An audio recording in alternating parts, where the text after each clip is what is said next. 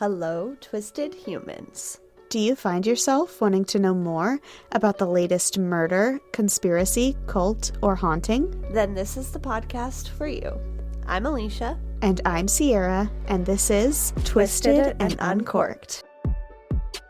Hello and welcome to episode 218 of your favorite podcast. Yes, I'm back to this.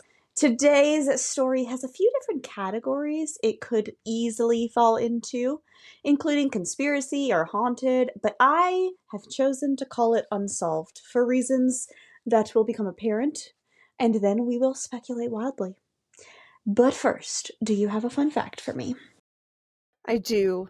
I originally was just going to pick from my random fun fact book, but then a friend of mine that I work with at the yoga studio came back from Singapore, and I was talking to her about her trip, and she taught me a fun little tidbit that may not surprise you or may surprise you. We'll see. So there are these, I'm sending it to you on Instagram. Okay. There are these stickers in the women's bathroom in Singapore. I'm just going to read it to you. It says, "Don't be a peeping Tom. You can be arrested. One wrong action, a lifetime of regret. Voyeurism carries a jail term of up to 2 years, a fine, and or caning." So they cane people in Singapore if you fuck up there. And I'm just saying, certain crimes I feel like we need to bring back caning for. What the fuck is beat? They're Beating beating somebody them? with a cane. Yeah. Oh my gosh. Okay. So you have to look at the little sticker that I sent you because it's quite funny. I see. Yeah, that is quite funny. Also, why is there a shower in that bathroom? I don't know. It also upsets me that there has to be a sign for that because that means that enough Yeah. incidents has occurred that. But Yeah. you know, if you're gonna peep on somebody without consent, yeah, you should be caned for that. Just saying. Yeah. There was I think a there would be kid. a lot less crime if we brought back caning. There was a kid at the school who went to alternative school because he took a photo over the stall of another kid while he was pooping. And thought it was hilarious and look what I got, haha, and guess what? He got suspended. So don't do feels that. about It's right. not funny. Don't do that. It's not funny. What is your fun fact? My fun fact is the term fire cider was almost taken away from tradition and culture through commercialization.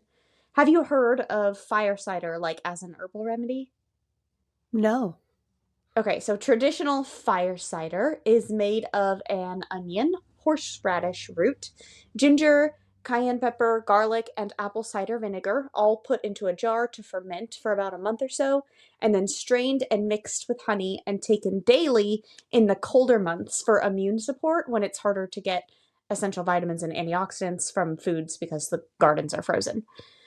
So it's like, an herbal tincture remedy type thing. Love it.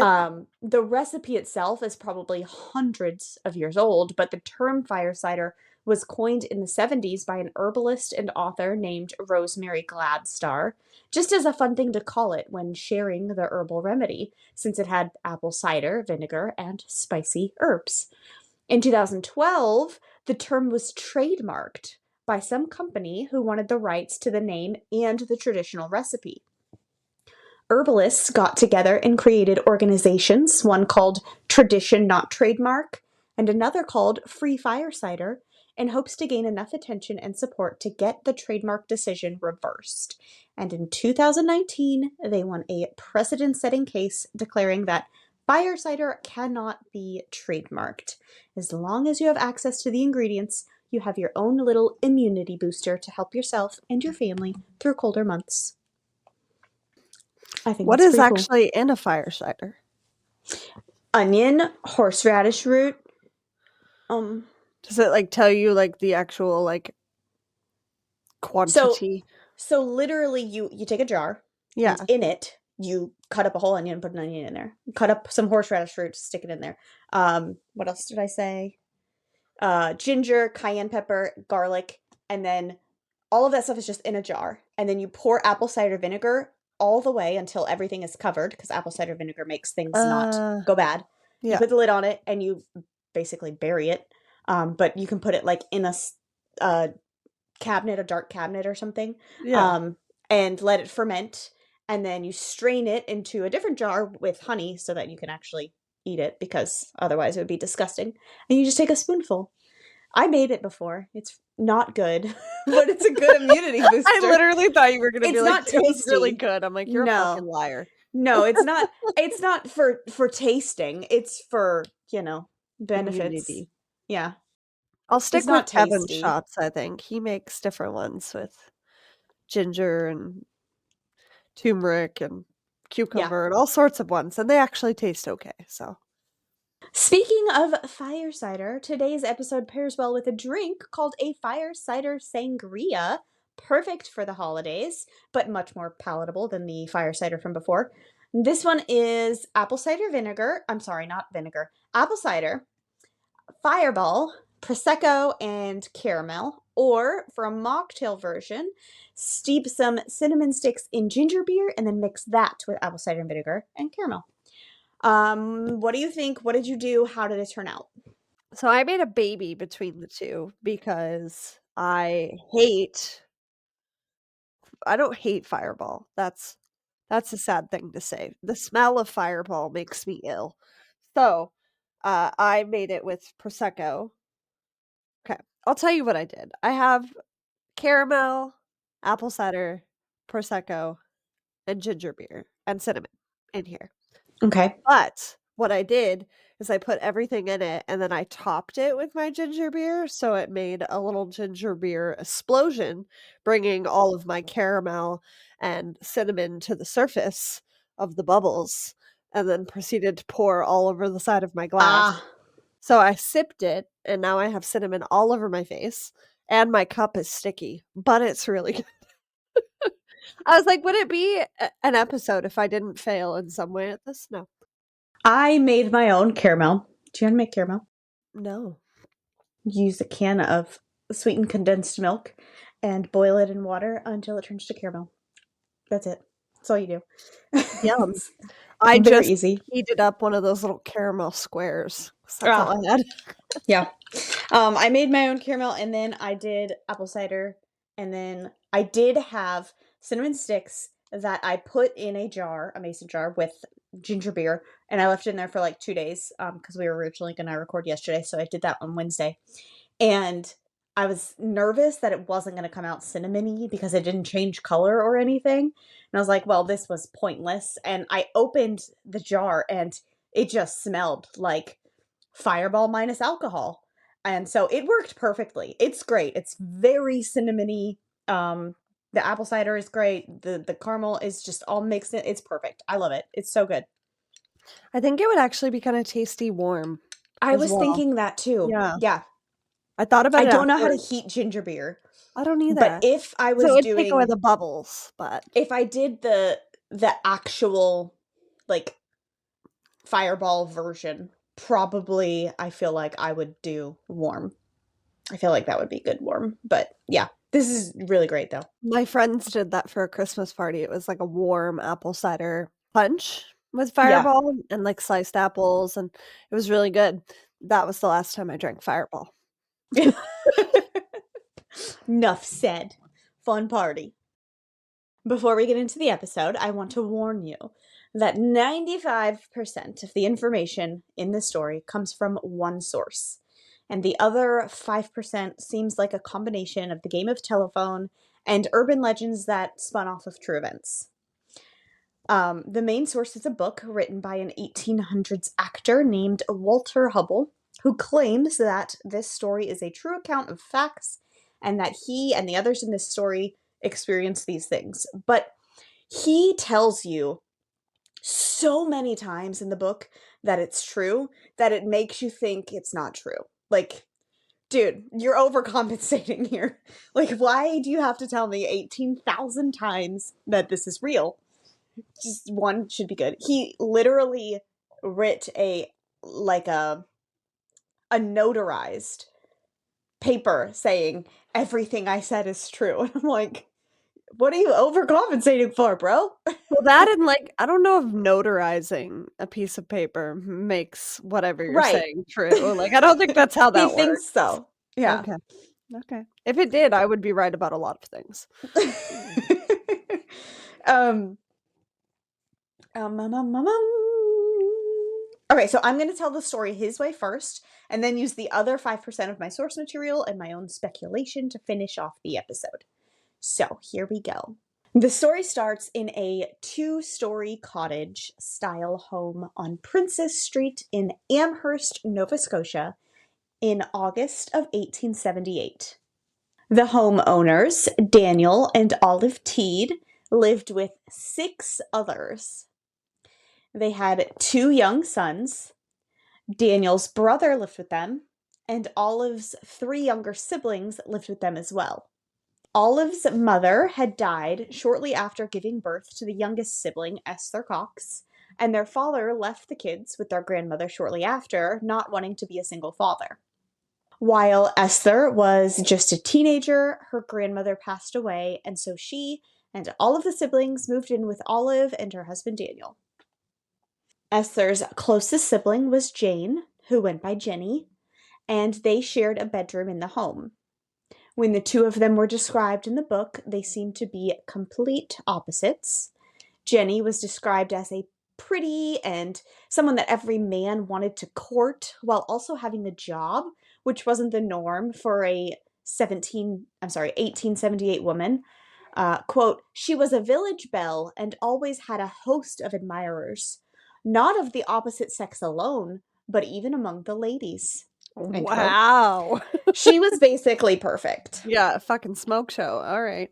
Esther, on the other hand, was described as, quote, low in stature and rather inclined to be stout, with a very earnest expression which seemed to say, why do you look at me? I cannot help being unlike other people, and an indescribable appearance of rugged honesty, end quote. That is rough. Honestly, I I cannot think tell that if that's this is a really, compliment or an really insult. Like, mean. what are Yeah. you even trying to say? I Like, don't people are know. judging her, and she's just like, "What the fuck are you looking at?" That's just what her face Exactly. permanently looks like So, now. based on other sources that basically said she was a very independent woman and boasted it proudly, I think this is supposed to be an insult to an 1878 woman. I think they're alluding to she'll be a spinster one day and never get married because she's too stubborn to do what she's told if she doesn't want to. Um, I mean, I can so, relate. right, like, I at think the I same would have been time, a I'm like, fucking spinster. go, Esther. Back in the Yeah. day, I would have been a Yeah. I'm spinster. I not would have pissed marrying some somebody off. 52-year-old man with a beard. That's Yeah. disgusting. I'm If we 14. if we made it long enough to not be burned at the stake. True. I Very would be an true. old spinster. So I relate. I can relate. Yeah. She was extremely helpful in the house and in the neighborhood as a caretaker of the home and a friend of the children of the community. So, she's a good person. Esther, at 19 years old, is the main character of this story.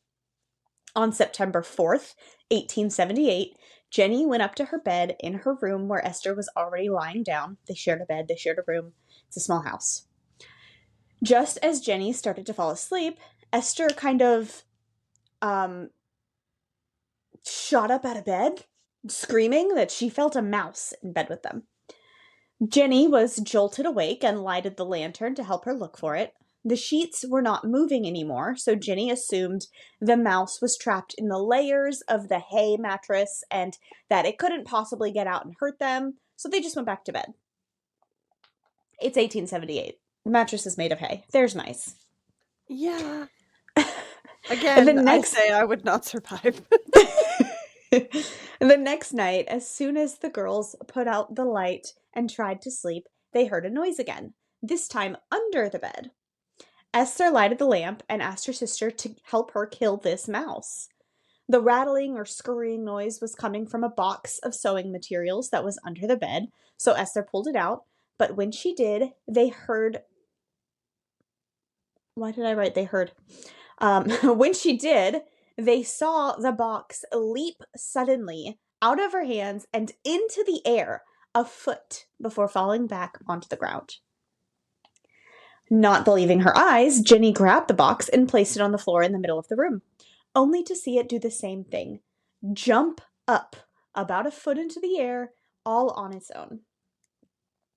At this, both girls screamed in fright, causing Daniel Teed, patriarch, to come into their room and see what was going on. When they explained it to him, he laughed a little, thinking they were pranking him, but when he noticed they weren't joking, he was mad that he was woken up, and he called them crazy and told them to go back to bed. The next night, Esther went to bed early, feeling feverish. Around 10 p.m., Jenny came up to bed, but was once again startled up by her sister. Esther jumped out of bed, taking all the blankets with her, and began screaming, quote, "My God, what is the matter with me? I'm dying," end quote. Jenny lighted the lamp and saw Esther standing in the middle of the room, gripping the back of a chair with so much force that her nails were digging into the wood, face bright red, eyes about to pop out of their sockets, and hair standing straight up like static. What? This has escalated quickly from mice, I tell Yeah. ya. The other adults of the house, Olive, Daniel, the brother-in-law, all came into the room, and Esther yelled that she felt like she was about to burst. And then Daniel remarked about how she looked like she was swelling and was hot as fire to the touch. Esther exclaimed, quote, "I am swelling up and shall certainly burst. I know I shall," end quote. She began screaming in pain and grinding her teeth as the family, they say, watched her swell up more and more. Sounds like a scene from Willy Wonka, and I'm not okay with it. Exactly. Daniel remarked about how she looked like she was swelling. Oh, wait. "I'm swelling up and I shall certainly burst. I know I shall." She began screaming in pain, grinding her teeth. They watched her swell up more and more. And then suddenly, somewhere across the home, they heard a loud, thunderous bang. Esther was suddenly in bed, but everyone else was shocked still by the loud noise, except Olive, who exclaimed that she believed the house was struck by lightning, and she ran off to check on her children. The children were fine, and there was not a single rain cloud in the sky to have produced lightning or thunder. But 3 more loud bangs shook the room where Esther was lying in pain. And as soon as those bangs ended, Esther became peaceful, calm, tired, and fell right to sleep, like nothing ever happened. The next morning, Esther was feeling normal. She ate, helped around the house as usual. At dinner, the whole family decided that they're not going to talk about the weird bangs to anyone because they didn't know what they were and they didn't want anyone else to worry. And also, it's kind of weird, so let's just not talk about it. Ignore it. It'll go away. 4 nights later, a similar event transpired in the room of Esther and Jenny. Jenny tried to convince Esther to sleep it off, ignore it, maybe it'll go away. But as they lay there, the blankets were suddenly ripped off of them by some unseen force, tossed into the corner of the room. Both girls screamed, and Jenny fainted. Then the other 4 adults entered the room again. Both girls were still lying in bed, Esther swelling up, Jenny pale and limp, having fainted. Olive tried to cover her quote-unquote exposed sisters with the blankets from the corner of the room, but when she did, they immediately flew off the bed again, and a pillow went with them, hitting John Teed, brother-in-law, right in the face, and causing him to run out of the room in fear. I mean, fair. Fair, but also, I want you to remember this for later. Olive tried to cover her exposed sisters, quote-unquote exposed, and then a pillow hit John Teed right in the face and he had to leave, okay? So the 3 remaining adults replaced the blankets again and sat on the edges so they couldn't be pulled away a third time. Esther continued to swell until 3 loud, thunderous bangs, which shook the whole room, sounded again. And then she immediately looked like herself again, healthy and peaceful, and fell right to sleep. The next morning, the family decided to call in a professional. Dr. Carritt laughed at the information given to him, claiming nothing would happen if he was there, which would prove the girls were just playing a prank. He I decided mean, I to think a come. priest should have been called, but that's just my opinion. Not yet. He decided to come and basically watch the girls sleep that night. Ew. I know, right? This whole thing is like, 1800s of it all. His first inspection of Esther, who was just lying in bed, not swelling or in pain yet, concluded that Esther was suffering from nervous excitement and had, quote, evidently received a tremendous shock of some kind, end quote. Pun probably not intended, but I liked it. A tremendous shock. Then a moment later, the pillow from under Esther's head was pulled out. And then it levitated there for a moment and was put back in its position under her head. John T., the brother-in-law who got hit in the face the day before, said, if it happened again, he's going to grab the pillow. And when it happened again, he did grab the pillow, but this unseen force was stronger than he was and yanked it right out of his hands. I'd be like, you can have it. I'll just sleep on the floor. It's fine. Dr. Corritt looked under the bed, but couldn't find anything that was making noises. The banging started again. I skipped that sentence. He couldn't find anything making noises. The blankets flew off the bed again. Everyone watched. And then they heard scratching.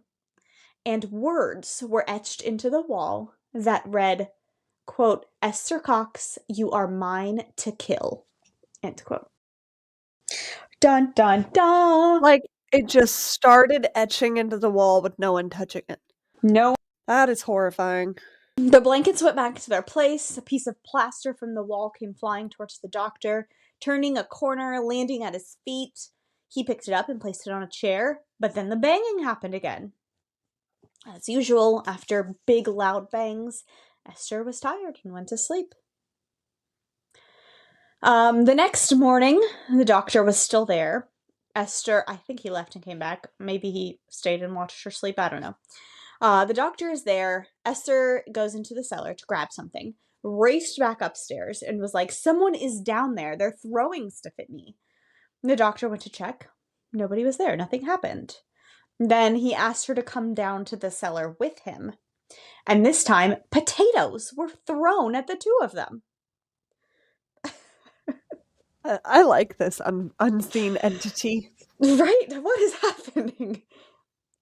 The doctor left, eventually, came back later with medicine. Quote, several very powerful sedatives, morphia being one, end quote. The sedatives did not knock Esther out. She felt as if electricity was running through her. And when the bangs began, they were louder than ever before. They started in the room, but traveled to the roof, on the streets, and were eventually just all around them in the air. The doctor left that night at midnight, but the sounds would continue. The whole street heard it that night, and the next few. Sometimes they could even hear the banging in the daytime now. The newspapers started printing stories about the strange unseen thing that was terrorizing the Teat house, and the whole town was talking about it. And for some unknown reason, Esther always felt relief with those loud bangs. After a month of feeling this way, feeling pressure, hearing bangs, and then being relieved, a Reverend Dr. Edwin Clay, a Baptist clergyman, came to visit the Teat house to see the wondrous event for himself. After seeing and hearing all the strange happenings, Reverend Clay was convinced that this was something out of Esther's control. His theory was that it was being caused by electricity, a subject of intense development at the time. Technically, it had not been actually discovered yet. It would be discovered the next year. He said, and preached from that day forward, that her nerves had experienced a shock of some kind. I'm actually unsure if he meant literally or figuratively. But he said that the shock mysteriously made her like an electric battery, or as like I would like to call it, a conduit. This reverend would say that invisible flashes of lightning were leaving Esther's body, and the bangs were minute peals of thunder. Violet Sorengale, aka Esther Cox. I'd say so. Yeah, I found this story and was like, what is this? Yeah, 1800s amazing. fourth wing? Name of this episode. Not everyone was in agreement with this theory, though. Another Reverend Temple, who was the pastor of the church the Teed family attended, allegedly saw strange happenings as well, but he never outright agreed with the electricity theory. What he saw was a bucket of cold water become agitated and begin to boil when sitting right on the kitchen table. According to the book, many more people saw the events transpire. Quote, "It became fashionable for even the most exclusive class to call at the cottage to hear and see the wonders." End quote. Except the book also said that the people who came would not allow their names to be given. So we don't actually know if anyone saw and came, or whatever, came and saw. And this continued for a few months until December, when Esther got diphtheria. Diphtheria, by the way, is a sickness of the upper respiratory, but it's known as a dater's illness. Kind of like how in the modern day we call mono a kissing disease. You guys do that, right? Yeah. Yeah. So, is she dating? I don't know. I don't know how the prudish one in high school got mono, but that was me. Esther too. Anyway, she was sick for 2 weeks, and the power or whatever it was completely left her alone. Nothing happened while she was sick. After that, she went to stay with her other sister in New Brunswick for another 2 weeks, and still there was no swelling, no banging. She was fine. But when she went back home, something different started happening. She told Jenny one night that she could hear voices whispering to her, telling her that a ghost would set their house on fire tonight. And then Jenny called in the rest of the family to warn them, and they laughed in the girl's face and called them crazy, like always. And then 10 lit matches fell from the ceiling all around the room. What? Just falling from the sky. Lit matches.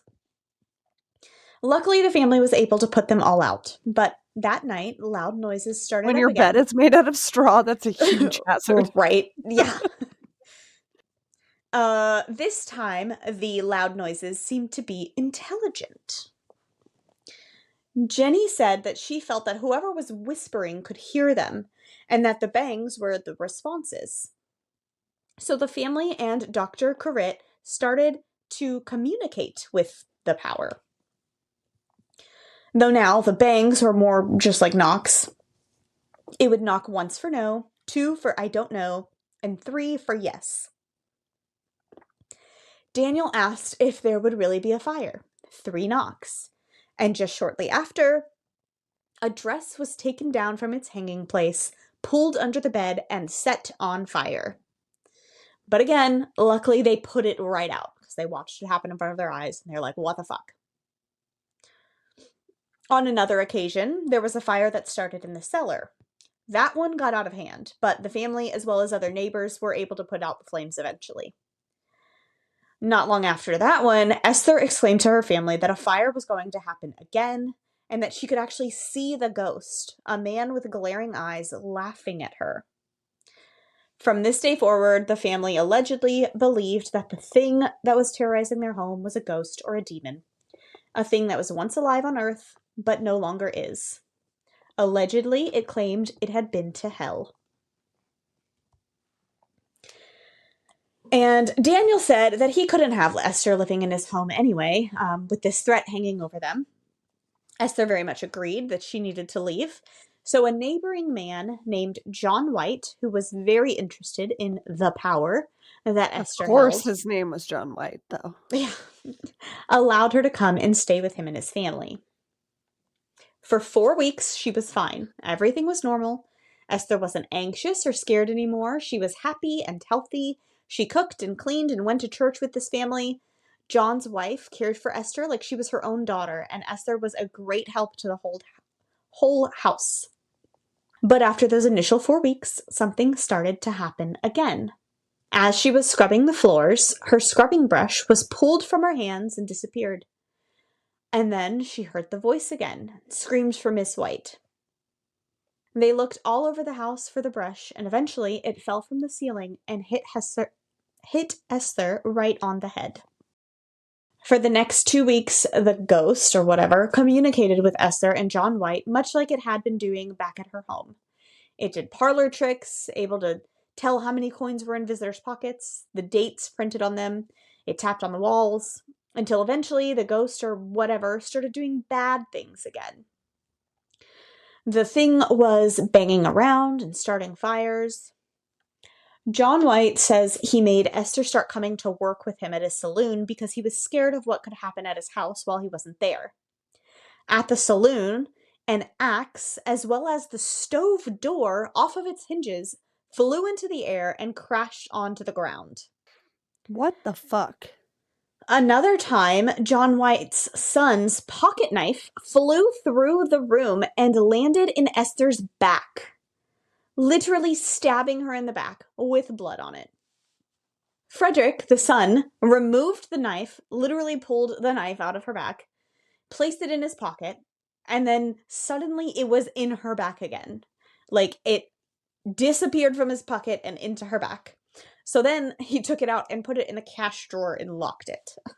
For whatever reason, this made the men in the saloon want to try an experiment where they put large iron spikes on Esther's lap so they could see if the ghost could move them. Yeah, I don't... Why We not? saw what happened with the pocket knife. Why are we bringing sharp objects to this game? Eventually, the large iron spikes were thrown off of her lap 20 feet, but only after they reached an insanely hot temperature, so hot that no one could touch them. Poor Esther, like, what the fuck? Furniture all around the saloon, including large boxes, would move about the place as well.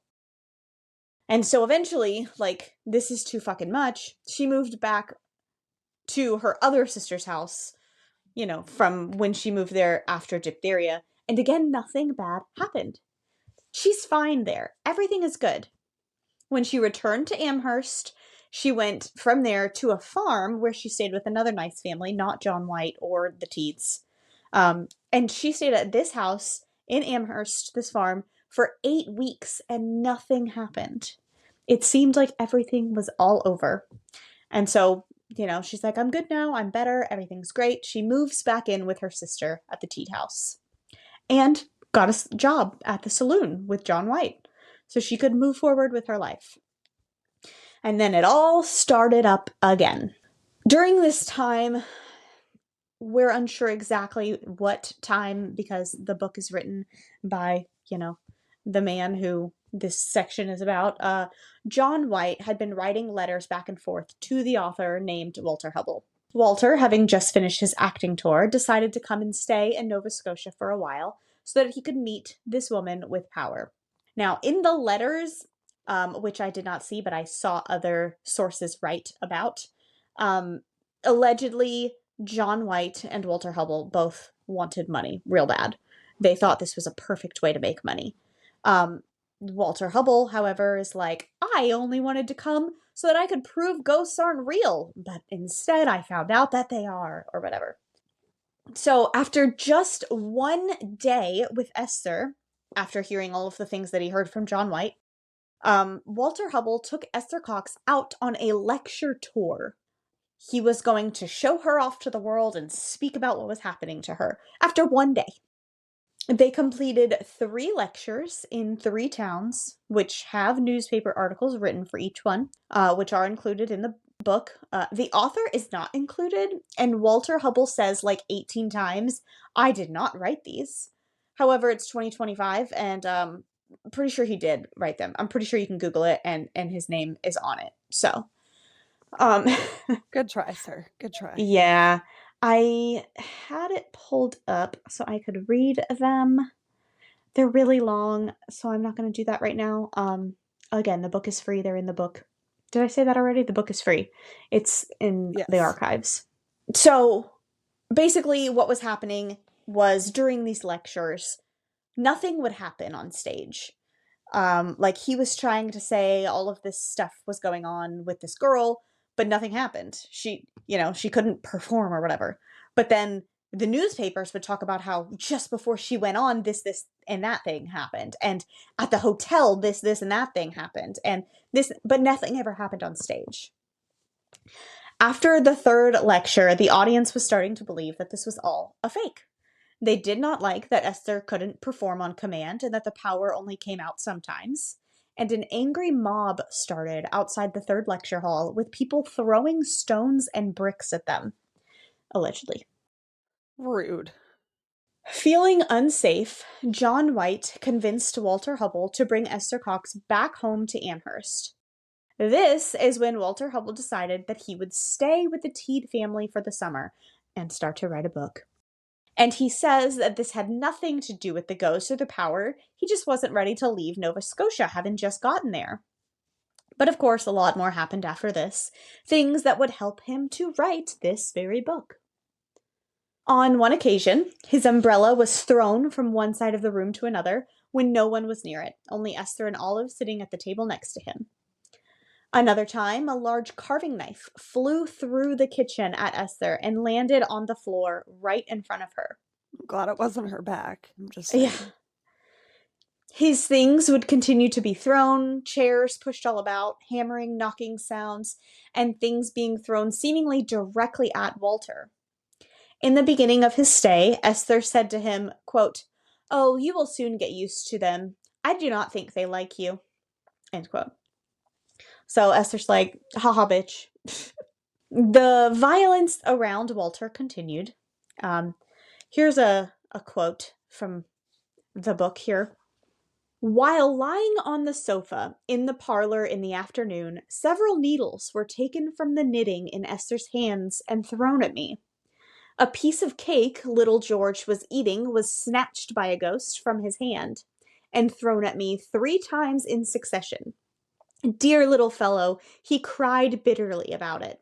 The ghosts then undressed him by tearing his clothes off, after unbuttoning them, at which rough treatment he cried again. I believe he could at times see them, for on more than one occasion I observed that he acted as if strangers were present whom he feared. On this same day, Esther's face was slapped by the ghosts, so that the marks of fingers could be plainly seen, just exactly as if a human hand had slapped her face. These slaps could be plainly heard by all present." Also, by the way, little George is like 3 years old and was just stripped by a ghost. So Perfect. it's fucking weird. Yeah. This is just one paragraph of his experience at the Amherst haunted house, and it goes on for pages. But later down the road, Jenny says that Walter exaggerated a lot in this part of his book. So I'm going to skip over a lot of these. There were fires and more things being thrown and yada yada, but then we get to the names of the ghosts that were in the home or attached to Esther. They used a spirit board and pointed to letters, waiting for the affirmative knock from the spirits to get these names. There was a ghost named Maggie Fisher who died at 12 years ago at the age of 21. She was described by Esther as being a pleasant-looking young woman who dressed in long, loose wrapper. She liked to hang from the doorway and swing back and forth, as well as look up and down the street out the windows. She could speak both English and Welsh. She was now in hell. This all just reminds me of the TV show Ghosts. So I'm just letting you know who the characters are in the story, all right? Swinging from the door frame Yeah, and like staring out the and window. just swings. Like she's just fun. She's just having a good time, okay? Her sister, Mary Fisher, is in the Teed house as well at times. Mary Fisher has been dead for 3 years and died at the age of 19 and looks similar to her sister. Then there's another ghost named Bob Nickel, and he allegedly is more like a demon. He's the fire fiend. He died when he was 60 and lived as a shoemaker. His description was, quote, "a very rough and brutal-looking ghost, wearing a scraggy gray beard and dressed like any common-looking dirty tramp." End Wow. Harsh. Harsh. I mean, this man is awful. So apparently. that's our Thor, sort of. Yeah. There was also a Peter Cox, who was an uncle to Esther, who had died a long time ago. He was old, short, thin, with white hair, a smooth face, and he tried to keep the other ghosts from breaking things. That's Pete. And then there was a Jane Nickel, who was either a wife or a sister of Bob Nickel, and an Eliza McNeil, who both of them were just ordinary looking and wore clothes like kitchen women of Nova Scotia. Soon after learning all of these names, Walter Hubble says that automatic writing became a power of Esther's, but not by choice. He said that she was writing a letter to her sister once when she became possessed by Bob Nickel. He took over her arm and wrote, "Go out of Amherst, you bitch. God damn your soul to hell. God damn Hubble's soul to hell and yours." End quote. Now, important distinction here. When he wrote, "God damn your soul to hell, God damn Hubble's soul to hell and yours," he spelled soul S-O-L-E. He's a shoemaker. I don't know if this means this demon, Bob, is illiterate or if he intended a pun since he's a shoemaker. I like to think that demons probably have a sense of humor. I like Right? to think so too. Yeah. Yeah, like that was on purpose. Yeah, that's funny as shit. It is kind of funny. Walter goes on and on about the demon tearing Esther and Jenny's clothes off in their room at night, throwing knives and things all throughout the day, setting fires, scratching people, making items disappear and reappear in other places later. Once they heard a trumpet playing all day but couldn't find it, and then eventually discovered it was Bob, and Walter asked him to let him see it, and so it appeared from nowhere and fell from the ceiling. Another time, Walter asked for a match from the ghost in which he could light his pipe, and then he was showered with 49 matches that fell from the ceiling out of nowhere. But eventually, the violence ramped up so much, fires, knives, forks thrown so forcefully they stuck in the walls, that the landlord of this house told Daniel and Olive Teed that they had to kick Esther out, or else they're all going to be kicked out. She's got to go. So she left. She went to live on that farm with the family she had stayed with, for 8 weeks long ago when everything stopped. Walter said he tried to talk to the ghosts after she was gone, but nothing ever knocked back or dropped objects from the ceiling again. For a while, everything was fine again. Esther was loving life. The power was leaving her alone. After some time, she started making friends in the neighborhood who she would leave and go hang out with, but come back to the farm at night. One day, she left the farm, and right after, the barn had caught fire. The only logical explanation to the police and the people who owned the farm was that Esther set the fire before she left.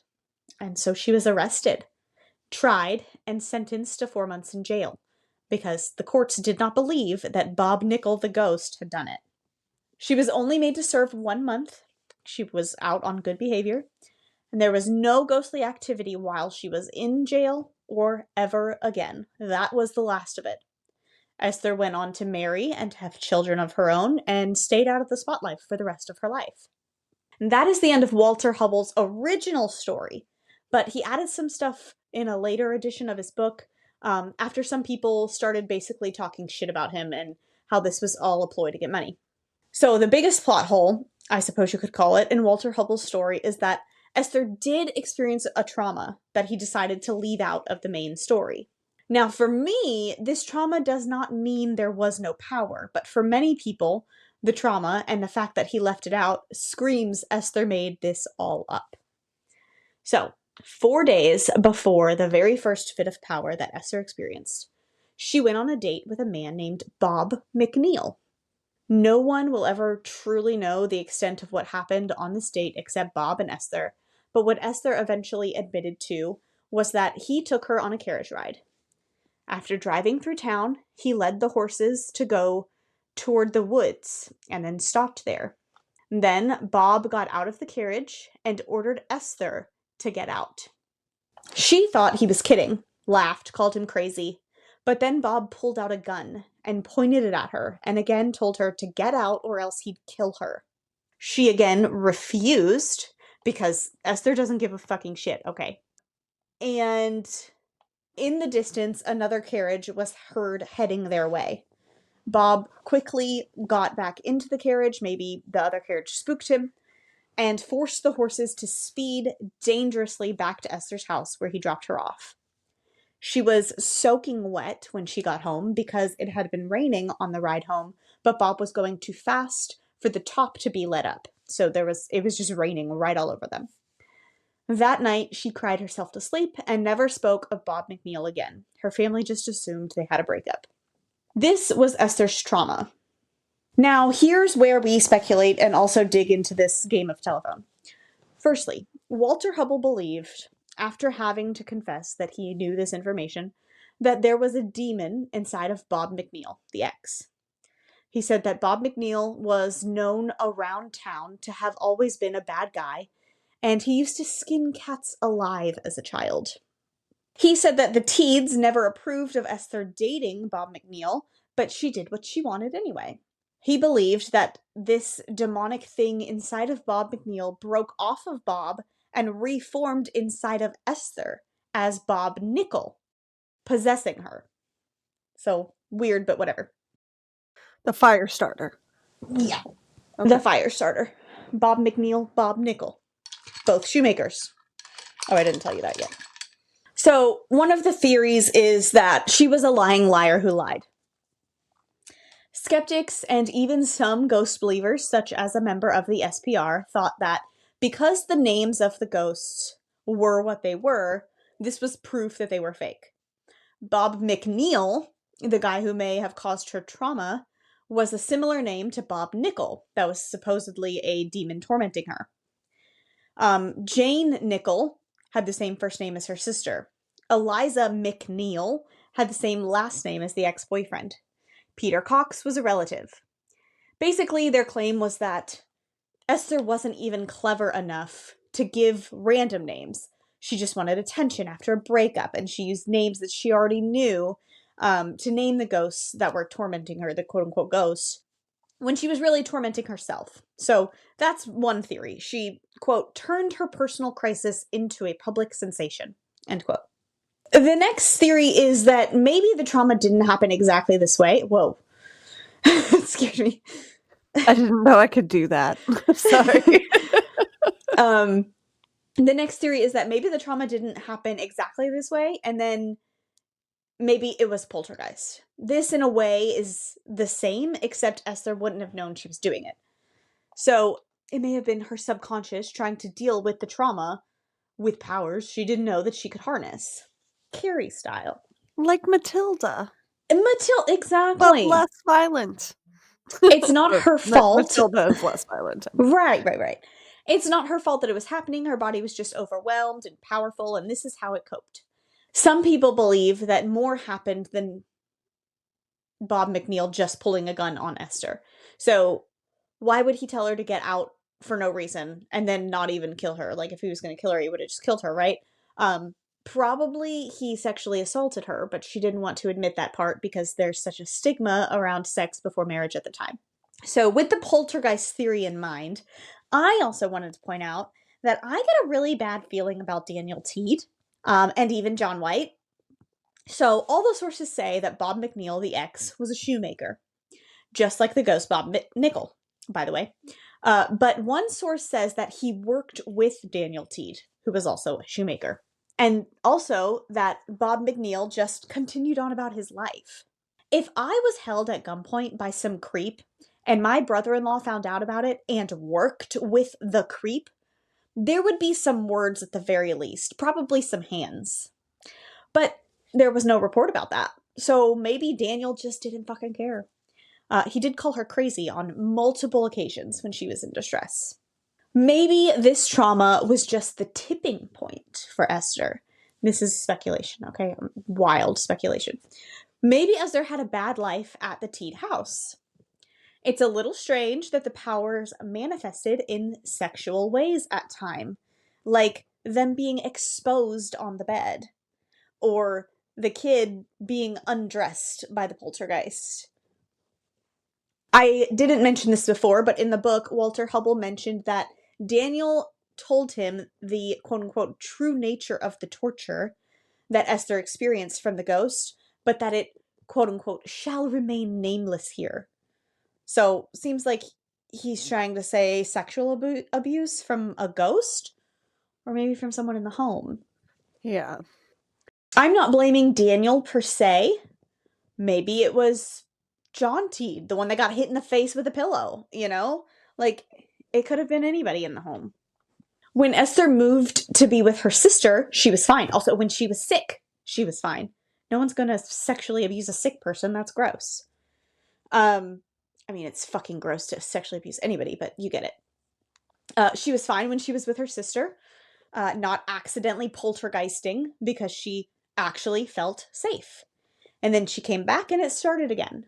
And then she went to John White's house and was fine for a while until around the time she started working at the saloon, where I'm sure gross men hit on her because she was a woman. Maybe that made her feel unsafe again. And then when Walter Hubble came around, I don't know that he was a creep, although he was an actor, usually they are, but he clearly wanted to make money off of this, taking her on tour like she was a museum exhibit from the first day he met her. She probably felt unsafe again. Yeah. And when she moved to the farm, a very safe place, she was good for a while until she started making friends in town. Maybe someone in town made her feel unsafe again. And boom, accidental, violent, Soren Gale styled lightning strike. Another theory is that Esther was crazy, maybe even with some sort of split personality. This doesn't have to mean it wasn't a Carrie-style power event. Maybe she was crazy and magical, or maybe she was a trickster and crazy. Some people think that she was basically just a pyromaniac who liked attention and or to start fires, and she eventually learned her lesson after jail and moved on. And then the final theory is sort of all of those combined. So few sources say that after the carriage ride, Bob McNeil moved away. He was ashamed or whatever. Maybe he was fired. No one ever heard from him again. What if Bob McNeil was a shitty guy? He tried to take advantage of Esther, the stubborn and independent woman, but she wouldn't let him. So she killed him.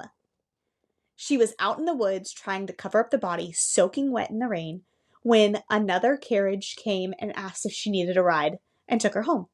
She made up this story to make herself feel better, to trick herself and her family into thinking she didn't do anything bad, and then her guilt manifested into the poltergeist. And then, again, the unsafeness is what amped up the poltergeist's quote-unquote power. Maybe Esther took revenge. I don't know. What do you think? It's the ultimate murder cover-up. Yeah. Poltergeist to cover up a murder. I mean, that's brilliant, really. That's kind of what I want to believe. Yeah. Because it explains the inconsistencies.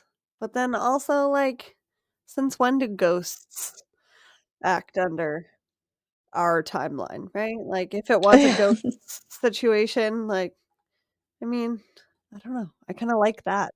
How have I never poltergeist heard of isn't. this? I don't know. I don't know how I had never heard of it. I don't even remember how I finally heard of it. I think it was like a random post on Facebook or something, and I was like, "Wait a minute, what?" That's so awesome. I love Super it. random.